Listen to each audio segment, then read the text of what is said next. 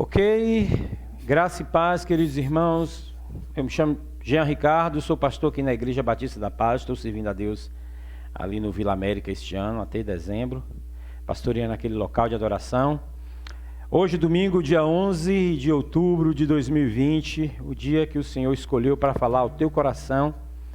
Vamos dar início à nossa escola bíblica dominical e com uma pequena reflexão na palavra de Deus, lá no livro de Lamentações de Jeremias. E sabemos que estamos num momento difícil em que o calor humano não é possível perceber entre os irmãos, porque estamos separados por uma infinidade de cabos de fibra ótica, mas o Espírito que está aqui é o mesmo Espírito que está contigo aí no seu lar, é o mesmo Deus que fala ao teu coração, é o Deus que fala ao meu coração, é o Deus que reúne a igreja nesse lugar. Amém? Vamos dar início à nossa escola bíblica dominical com uma oração. Senhor, meu Deus e meu Pai, te agradecemos por esse dia que o Senhor nos deu, por mais um dia de vida. Senhor, sê com todos os irmãos que estão em casa, meu Pai, que estão reclusos nesse período de pandemia, todas as pessoas do grupo de risco, ó Deus. Ó Deus, manda uma unção de uma imunidade sobre elas, meu Pai, que não contraiam o vírus e se contrair, que sejam assintomáticos, meu Deus.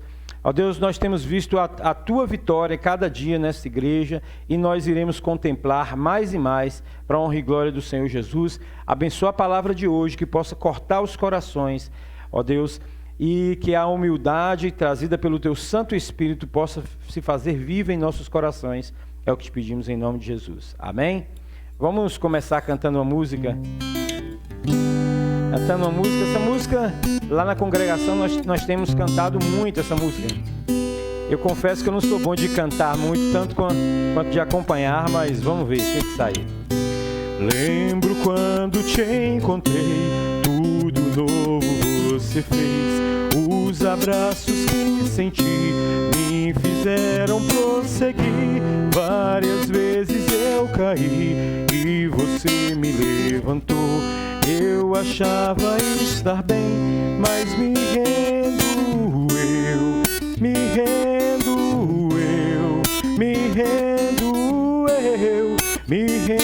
a ti.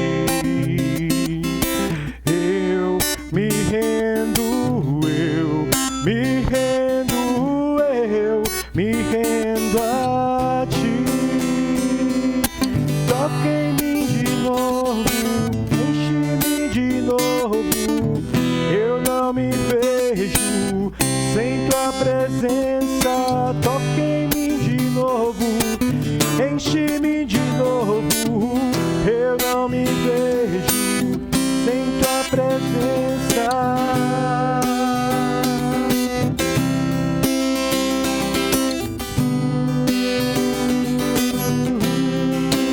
Mais uma vez. Lembro quando te encontrei, tudo novo você fez. Os abraços que senti me fizeram prosseguir. Várias vezes eu caí e você me levantou. Eu achava estar bem, mas me rendo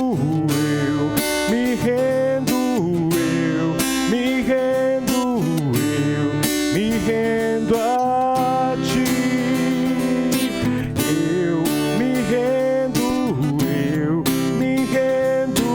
Eu me rendo a ti.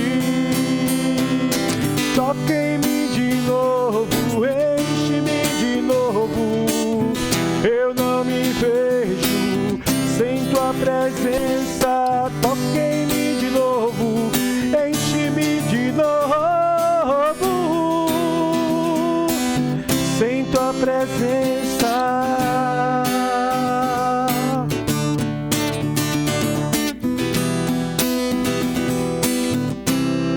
Sem tua presença. Amém, glória a Deus. Vamos cantar mais um corinho aqui. Esse é mais antigo, né? A turma mais antiga da igreja, é um hino, na verdade, né? Que diz, um hino do cantor cristão, que diz que nós temos um brilho celeste. Vamos lá? Peregrinando. Desculpa, errei o tom, irmãos. Achei agora.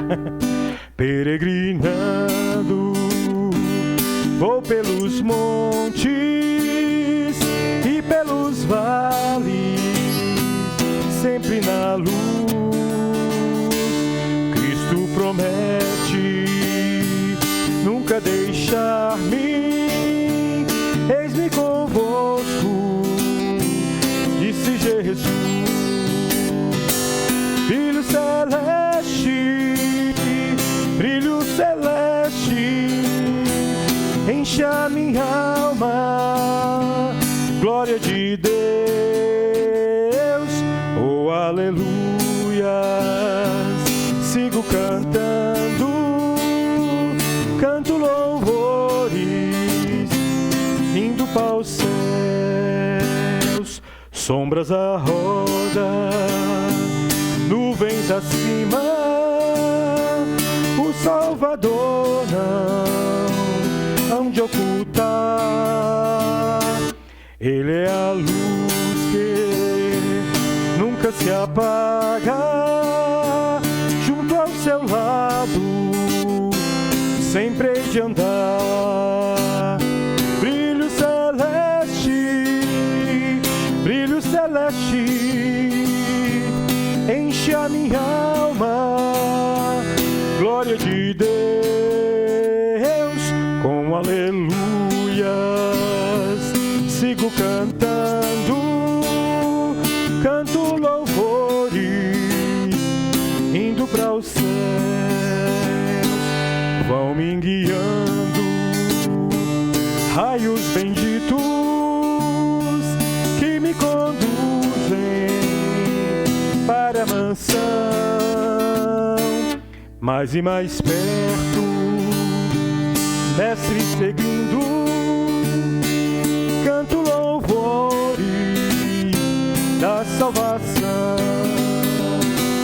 Brilho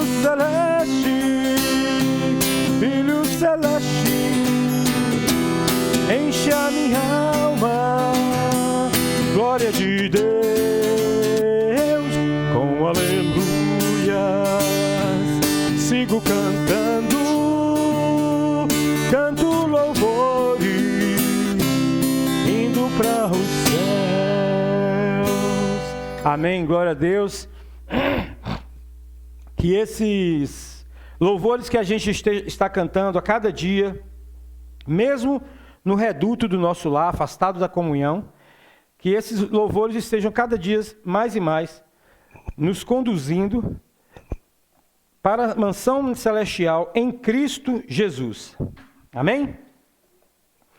Queridos, o nosso estudo de hoje se encontra lá no livro de Lamentações de Jeremias, a partir do capítulo 2. Eu queria que os irmãos arranjassem uma caneta para que a gente possa estar grifando alguns pontos importantes que eu gostaria de trabalhar nesta manhã de domingo. Lamentações de Jeremias, capítulo 2. Vamos entender o contexto desse texto de Jeremias. Muito se questionou se esse livro seria um livro poético ou um livro profético, porque afinal de contas Jeremias era profeta.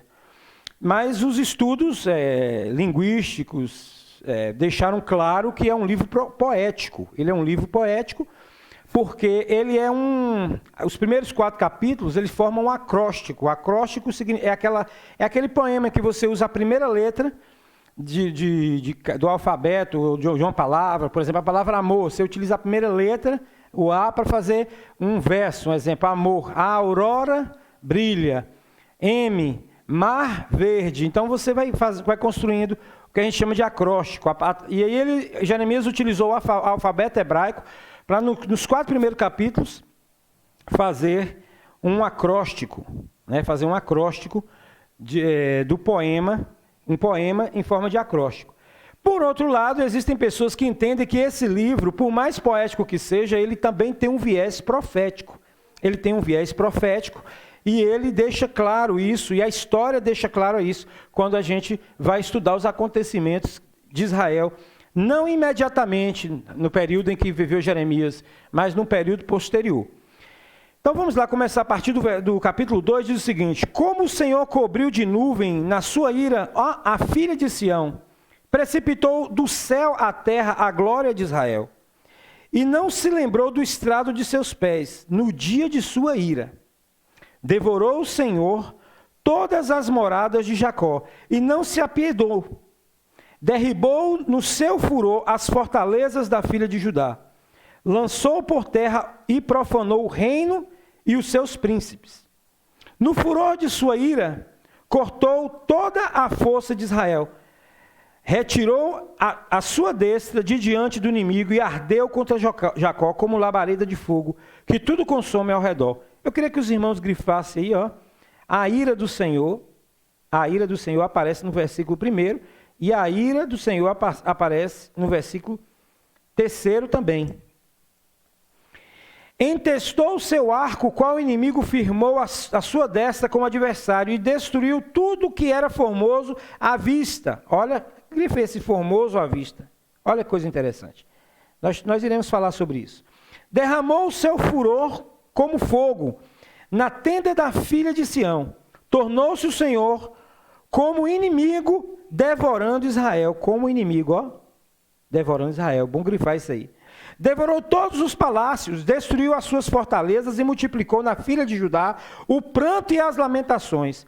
Demoliu com violência o seu tabernáculo, como se fosse uma horta.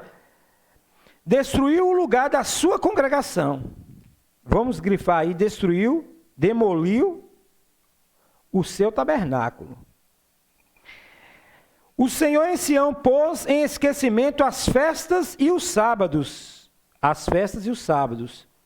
E na indignação da sua ira, rejeitou com desprezo o rei e o sacerdote. Rejeitou o Senhor o seu altar e detestou o seu santuário, entregou nas mãos do inimigo. Os muros dos seus castelos deram gritos na casa do Senhor. Como em dia de festa,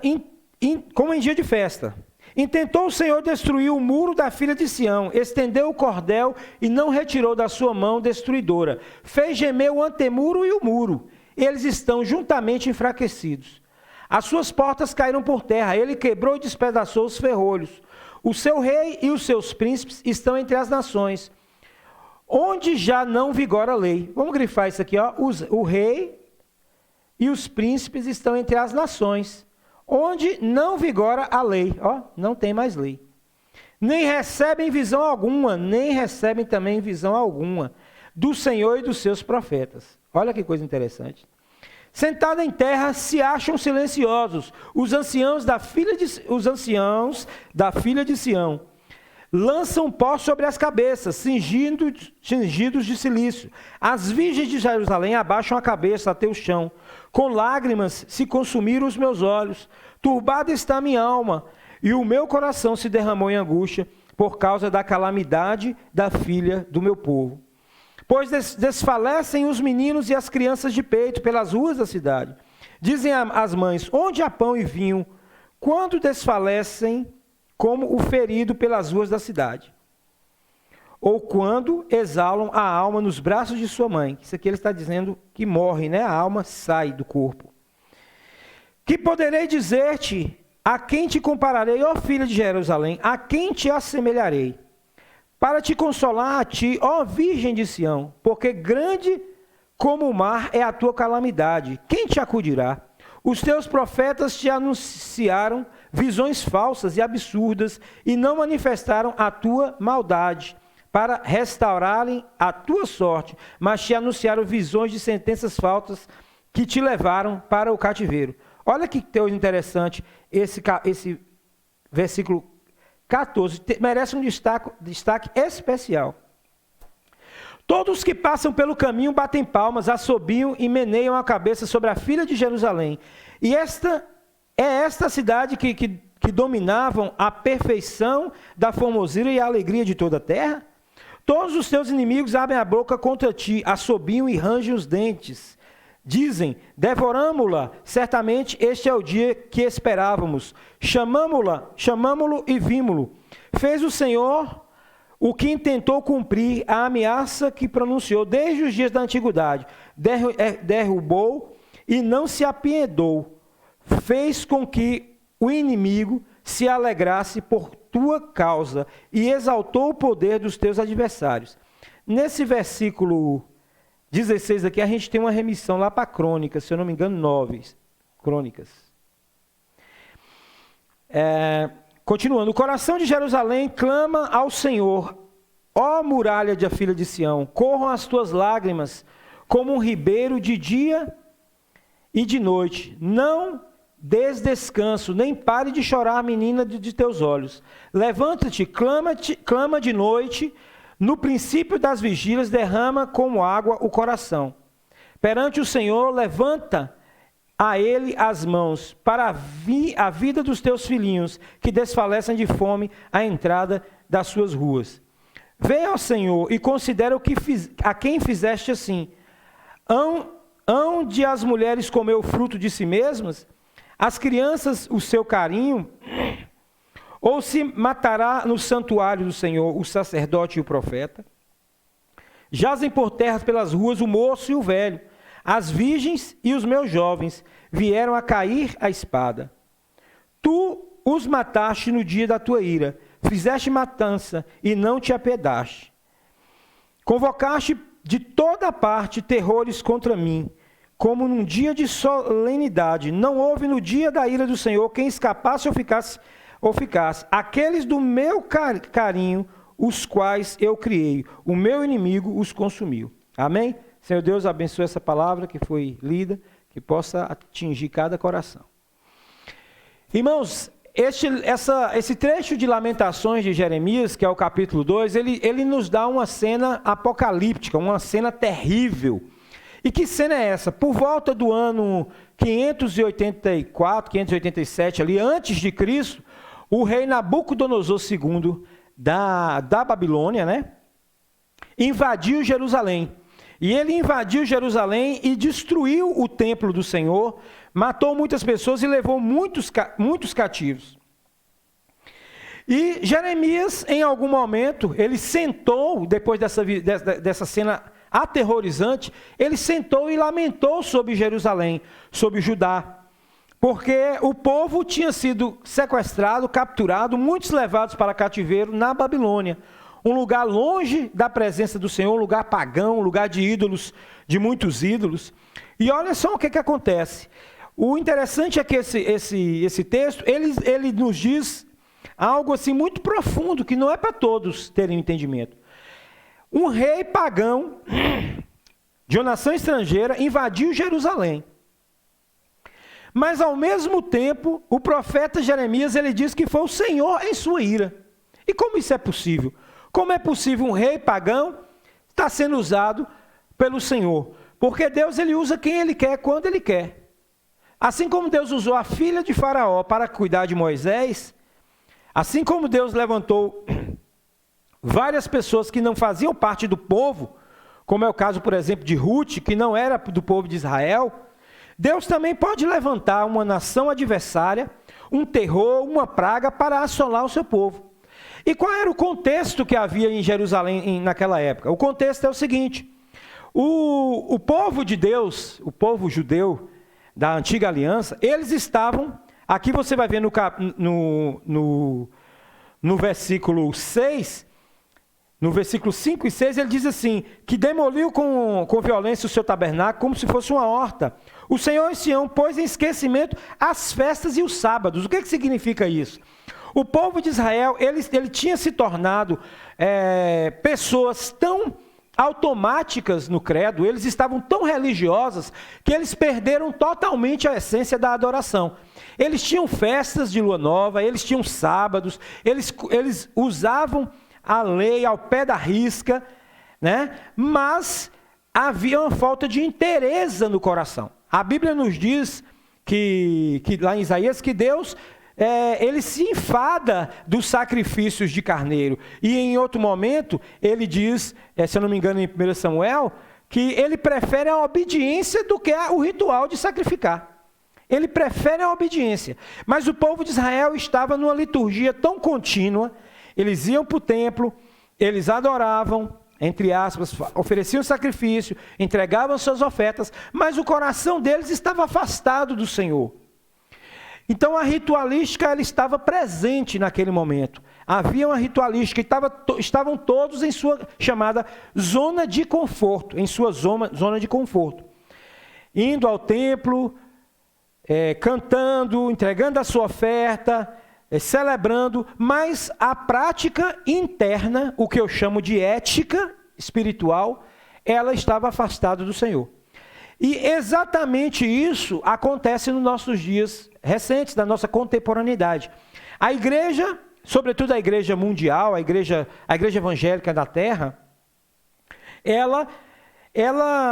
as nações cristãs mais antigas, como da Europa, como dos Estados Unidos, e agora no Brasil também, que já atingiu um certo percentual da população, estava cultuando a Deus, entre aspas, cultuando, né, de maneira muito automática e religiosa. Se você observar, muitas pessoas vão para a igreja não porque tem fé, mas porque tem fé na fé. O que é isso, pastor? O que é fé na fé? É isso, a pessoa tem fé no ritual e esqueceu do Deus do ritual. Tem gente que toma a ceia achando que a partir do momento em que ele tomou o cálice e comeu o pão, que os pecados ali que estavam acumulados são perdoados. Então é uma ritualística que ela acontece no seio das nossas igrejas, da mesma forma que estava acontecendo com o povo de Israel na época de Jeremias. O povo cumpria toda a lei, o povo cumpria toda a ritualística, mas o coração, a adoração pessoal, ela estava afastada de Deus. Aquilo, como eu disse, a relação entre a ética e a estética que nós podemos trazer para o dia de hoje. Nós temos uma estética cristã. Nós vamos para a igreja, vestimos roupa composta, né? A gente fala, tem pastores aqui até... Vocês já perceberam que tem um monte de pastores que eles falam praticamente iguais, você ouve a voz de um, parece que é a voz de todos, né? Parece que estão imitando, uns imitando os outros, é um negócio impressionante. Você pede uma mensagem, alguém te manda uma mensagem no WhatsApp, se não tiver identificado lá com a foto, você não sabe quem é, porque está todo mundo falando tão igual. Isso é entrar no automático de Deus, é a falta de característica. A pessoa, ela entra numa atmosfera de ritual e não entra na atmosfera da adoração. Quando o crente entra na atmosfera de adoração, pouco importa se ele está na casa dele ou se ele está aqui no culto, ele será o mesmo crente. Se ele estiver na rua, se ele estiver no trabalho, se ele estiver na escola, se ele estiver junto com os seus familiares, ele vai ser o mesmo crente, ele vai sustentar a palavra de Deus, ele vai ser inflexível para com os princípios do Senhor. E não simplesmente estar preso a um ritual, a uma liturgia de vir para a igreja, entregar o dízimo, tomar a ceia, receber a bênção apostólica, celebrar. Então, essa receita de bolo, por assim dizer, essa receita de bolo de crente, Israel seguiu. Israel seguiu na época do profeta Jeremias. Israel seguiu. E aí, o profeta Jeremias é uma poesia? Sim, é uma poesia. Mas existe algo entre os profetas que nós chamamos de perfeito profético. O que é isso, perfeito profético? É um tempo verbal, não tem o pretérito perfeito, o presente simples, o futuro do pretérito. Pois é, existe na profecia uma coisa chamada perfeito profético, que é quando alguém fala de algo como se já tivesse acontecido. Como se já tivesse acontecido de maneira imediata. Ele fala no passado porque ele tem a certeza de que vai acontecer. Então é o que acontece aqui, ó. Ele diz lá no versículo 9: o seu rei e os seus príncipes estão entre as nações. Ele fala no presente. E já não vigora a lei, nem recebem visão alguma dos seus profetas. Quer dizer, ele estava já prevendo uma situação que iria acontecer. Jeremias, ele lamentou isso aqui pouco tempo depois da destruição de Israel. Não se sabe se ele se refugiou no Egito, se ele estava refugiado no campo. O fato é que ele escreveu esse poema e ele fala de uma maneira como se todas as pragas, todas as coisas ruins que pudessem acontecer com Israel já tivessem acontecido. Israel foi espalhado entre as nações. Israel foi para o Império Babilônico, que era um império formado por muitas nações, e o povo judeu ficou totalmente sem o seu ritual. Muito obrigado, pastor Nivaldo.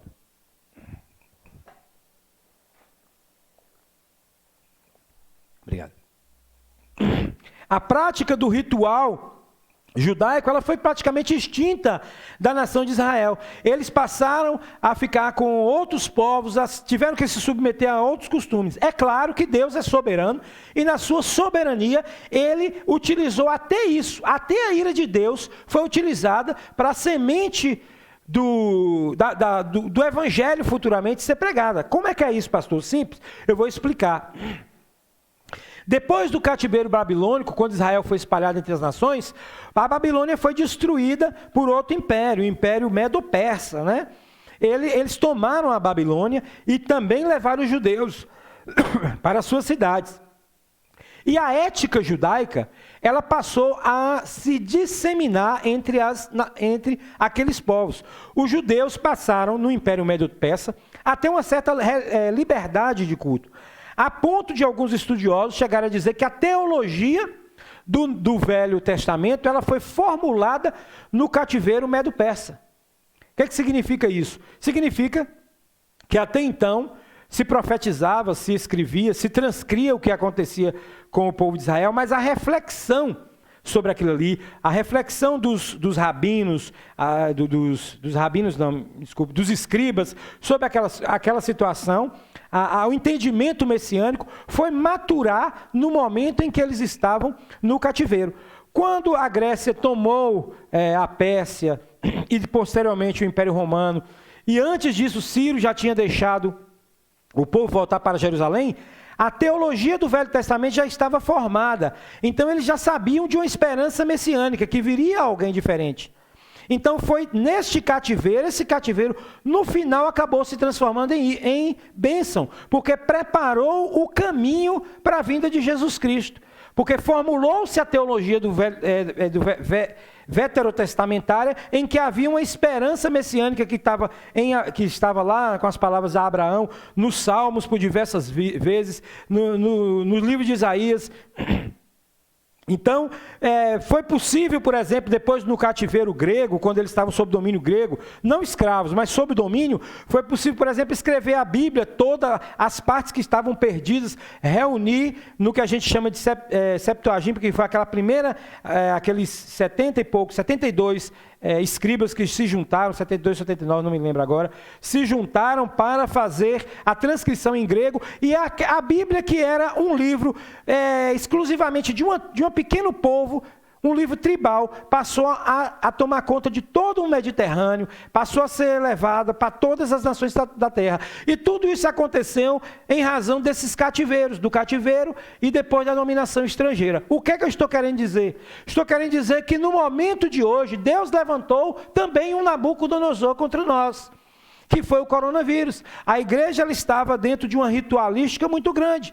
Se celebrava, se comungava, as pessoas estavam dizimando, outras ofertando, igrejas construindo templos magníficos, outras com projetos ambiciosos, muitos projetos para 2020, muitas pessoas com intento de crescimento nas redes sociais que estavam ganhando. Então, de repente, Deus mandou como semelhante a Nabucodonosor para destruir o tabernáculo, que é o que está aqui no versículo 6, diz assim: demoliu com violência o seu tabernáculo. O tabernáculo físico foi destruído por meio de um vírus. Uma criatura insignificante que alguns acreditam que sequer seja um ser vivo. É basicamente um código genético. Eu fui professor de biologia e a gente sabe que o vírus até hoje não há como eu poderia dizer, um consenso na ciência, se é ou não um ser vivo. Essa própria nome vírus vem de virulência, que é como se fosse veneno, porque até hoje que na época era tão pequeno que os microscópios não conseguiam identificar. Então Deus levantou esse ser insignificante, que é um vírus, para fazer com que a igreja mexesse com as suas estruturas, como se o tabernáculo humano fosse destruído para ser constituído um tabernáculo divino dentro de cada pessoa. Porque nós somos o tabernáculo. É importante se reunir? É importante. É importante ter plano? Sim. É importante investir? É importante. Mas o tabernáculo mais importante somos nós. Como Jesus Cristo disse. Jesus Cristo disse o seguinte: destruirão este tabernáculo e em 3 dias o reconstituirei. Todos estavam pensando que era o templo de Jerusalém. E chegaram a gozar dele, nossos antepassados demoraram anos para fazer esse templo, como você pode reconstruir em 3 dias? Ele estava falando do próprio templo do Espírito, que era ele. E depois o apóstolo Paulo vai chamar a nossa carne de tabernáculo de carne, né? Ou seja, tenda de carne, casa de carne. Então nós somos a casa de Deus e do seu Espírito. E importa que estejamos em sintonia, mesmo afastados fisicamente, que estejamos em sintonia. Porque assim como o povo de Israel foi levado para o cativeiro babilônico, eles ficaram dispersos, eles não tinham como cultuar a Deus somente, mas eles tinham a identidade do Deus eterno, do Deus de Abraão. E eles não perderam a identidade. E eu pergunto, você que está assistindo a Escola Bíblica Dominical hoje, você tem uma identidade cristã? Você tem identidade cristã? Será que é este cativeiro que está nos sendo apresentado com esse vírus, que é o Nabucodonosor de hoje, será que ele abalou a sua fé ou ele apenas deslocou o seu corpo físico? Porque o povo de Israel foi deslocado. E na ira do Senhor, desde o princípio, o Senhor nos diz o seguinte, que se atentamente ouvir a Deus e os conselhos seus, prosperará. Ele tem muitas promessas para aquele que ouvir a Deus. No mesmo capítulo, um pouco mais à frente, ele diz, aquele que desobedecer vai pagar também de certa forma, os seus filhos serão mortos, a sua terra não dará. Só que as pessoas só leem essa parte, que se atentamente ouvir a Deus e os mandamentos seus, obedecer, o Senhor teu Deus te ouvirá, né, e sarará a sua terra. Mas tem a outra parte também, que continua o capítulo aí. E você verá que se você desobedecer a Deus, seja onde estiver, ou reunindo, ou em sua casa, você também receberá a recompensa divina negativa. E foi o que estava acontecendo com a igreja. A igreja estava ligada com o piloto automático. Tudo estava funcionando. Um pensador um dia chegou a dizer que se o Espírito Santo fosse tirado da terra, as igrejas iriam funcionar do mesmo jeito. Tinha gente sapateando, tinha gente falando em línguas, tinha gente curando. Porque o que nós temos hoje, e eu volto para o começo da minha mensagem, está apresentando um fenômeno muito recente, que é a fé na fé. Quando aquela cantora Fabiana Anastácio faleceu, muita gente se questionou, meu Deus, por que o Senhor permitiste que o coronavírus afetasse a tua serva? A irmã Fabiana Anastácio, ela está bem, ela entende que ela estaria bem aqui, estaria bem com o Senhor. Aquele que tem a sua vida por preciosa, ele ainda não teve uma experiência com Deus. Porque o crente não pode ter sua vida como preciosa. Se vier o mal, que venha. Se vier o bem, que venha. Mas em qualquer situação, esteja com o Senhor. Seja em Israel, seja no cativeiro babilônico, você tem que estar com o Senhor. Porque o futuro espera a vinda de um Messias, assim como o povo de Israel, como eu expliquei há pouco. Que nos cativeiros eles puderam contemplar a vinda daquele que pisaria a cabeça da serpente. E nós também, nessa situação de cativeiro, nesta pandemia, de cativeiro no próprio lar, nós temos que contemplar a vinda do Messias para nós, para o arrebatamento da igreja, com essas coisas que estão acontecendo. Deus está mexendo totalmente na estrutura da igreja. Alguém disse que as igrejas não serão as mesmas a partir de hoje. As igrejas não serão as mesmas a partir dessa pandemia. Muita gente que estava aí fazendo a obra de Deus relaxadamente vai sair. Muitas igrejas que eram apenas fonte de recurso para pessoas que não querem trabalhar, essas igrejas muitas estão fechando. Tem muitos líderes aí que estão tendo que botar a mão no arado. Tem muitas pessoas que brilhavam na frente da igreja, cantando, não gostaria de estar na igreja. Se tivesse oportunidade, estaria nas rádios, estaria na internet, né, no Spotify e outros aplicativos aí. Mas, como precisa preencher uma lacuna artística, usa a igreja. No mundo de hoje, nós temos muitas pessoas talentosas, cantando nas igrejas, pregando, fazendo teatro. Mas não temos tantas pessoas compromissadas. E foi nessa perspectiva que Deus olhou para Israel no tempo do profeta Jeremias e destruiu aquele tabernáculo. E ele levantou agora este Nabucodonosor para também desconstruir a ideia da fé na fé, da ritualística, do ato pelo ato. O que Deus está querendo para essa geração que vai vir a partir de 2021 é um compromisso sério, um compromisso eterno, um compromisso em que se você estiver na igreja, você sente a presença de Deus, se você estiver cultuando pela internet, você também sinta a presença de Deus. Um momento em que se você olhar para o seu pastor fisicamente, você sente a presença de Deus nele, e na internet, numa mensagem gravada, você também sinta. Porque muitos arrepios têm acontecido nas igrejas, mas é puramente fé na fé. O Senhor quer uma fé autêntica. O Senhor quer uma fé em que você ouça a voz dele no barulho e no silêncio, na abundância e na falta de abundância, na vida e na morte. O Senhor quer que você veja ele. Assim como Israel contemplou Deus no tabernáculo em Jerusalém, quando Deus derrubou o tabernáculo, no cativeiro ele também contemplou Deus. Nós temos um exemplo claro disso, que neste cativeiro foi levantado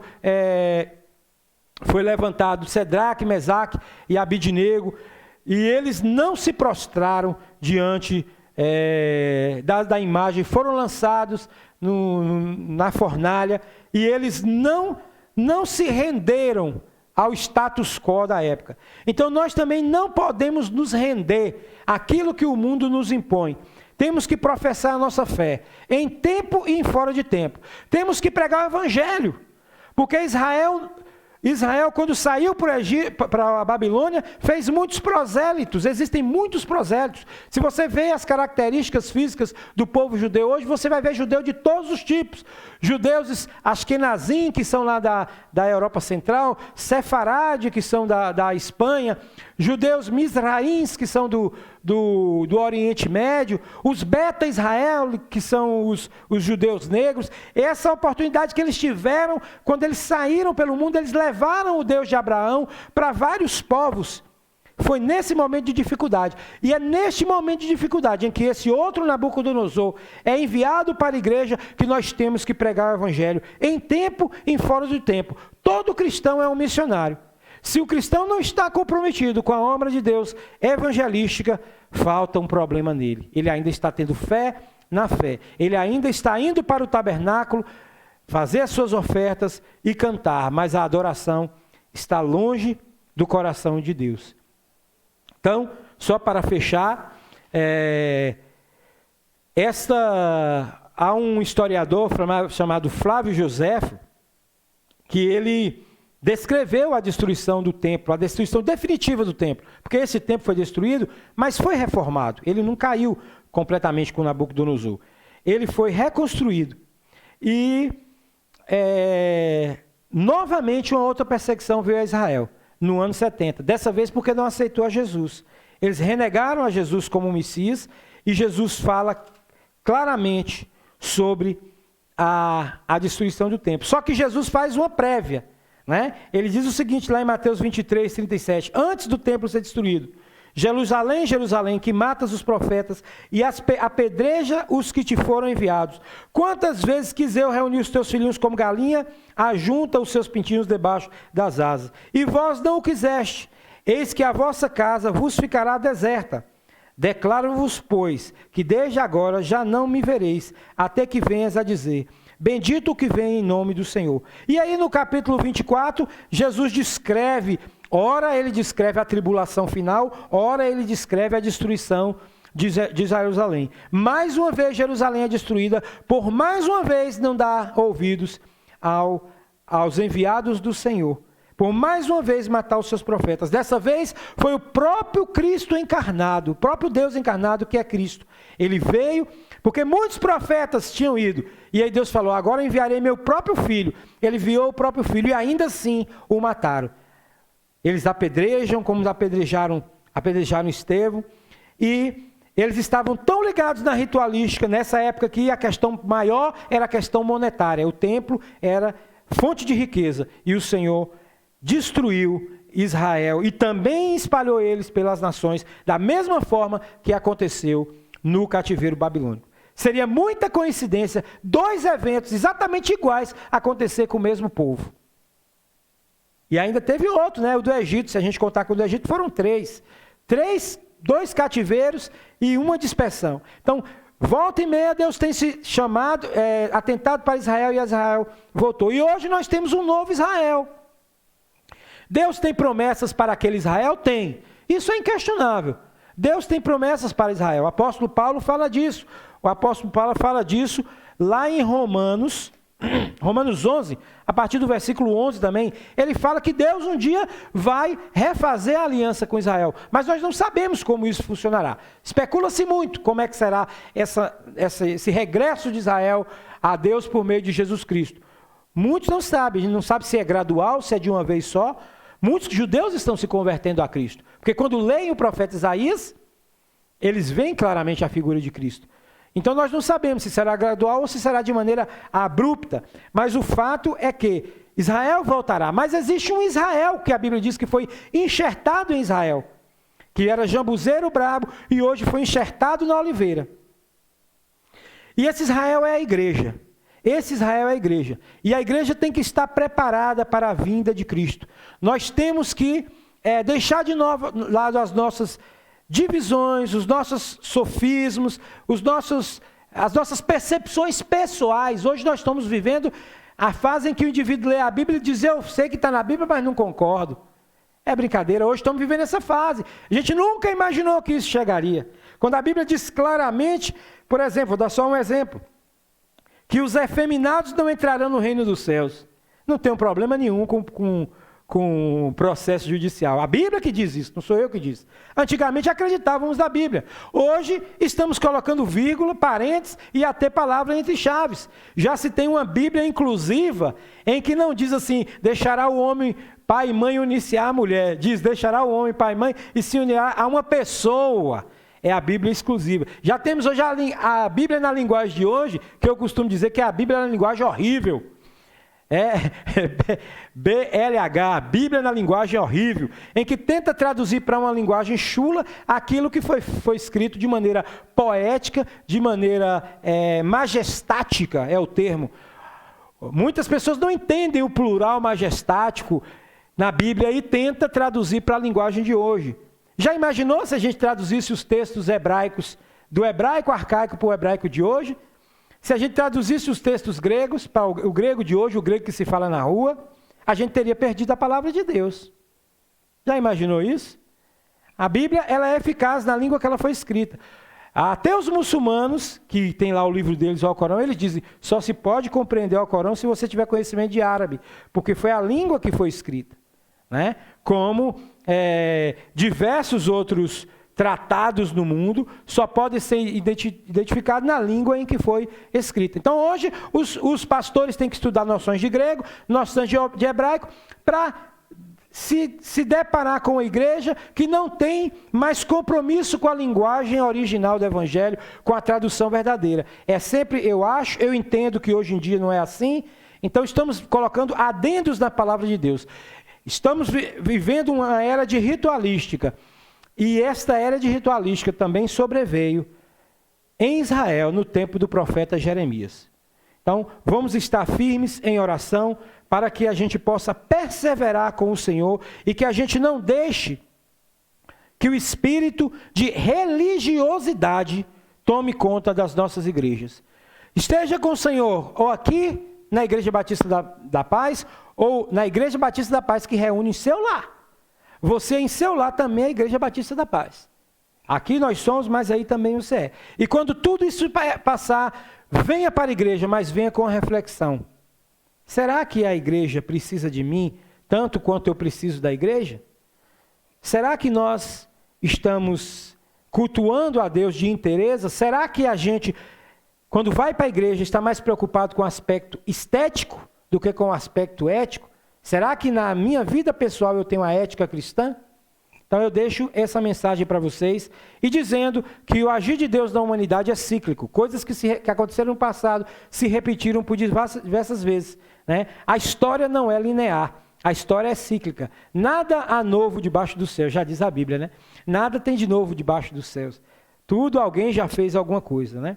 O sol se põe, o sol nasce, e é um ciclo. E nós estamos num ciclo agora que alguns estudiosos chamam de dispensação da graça, do Evangelho, em que nós estamos aguardando o fim desse ciclo, com a vinda do nosso Senhor e Salvador Jesus Cristo. E se o Senhor não vier, esteja preparado, se não vier agora, hoje, amanhã, durante a sua vida, esteja preparado para encontrar com Ele, ou nas nuvens, ou depois do rio da morte. Mas esteja preparado para estar com Cristo. Olha o exemplo de Israel, que diversas vezes entrou na ritualística e foi destruído por Deus. Amém? Essa é a mensagem que eu queria deixar. Vamos fazer uma oração final. Senhor, meu Deus, nós te agradecemos por essa palavra que foi ministrada aos nossos corações. Senhor, que ela venha como uma espada cortante de 2 gumes, que ela corte a mim que proferi e que corte também aquele que está ouvindo nesse momento, tanto o locutor como o alocutário. Senhor, nós te pedimos que conserve cada crente na tua santa paz, em nome de Jesus. Amém. Amém. Nessa vida cotidiana, ficamos envolvidos em nossos trabalhos e com muitos problemas para resolver. Queremos dar atenção a várias coisas e perdemos o foco daquilo que realmente importa. Sempre na correria, pregávamos que havia tempo para tudo, mas nunca tínhamos tempo para nada. Perdíamos o nascer do sol e sua partida, os sorrisos e abraços de tanta gente querida, a convivência com a família.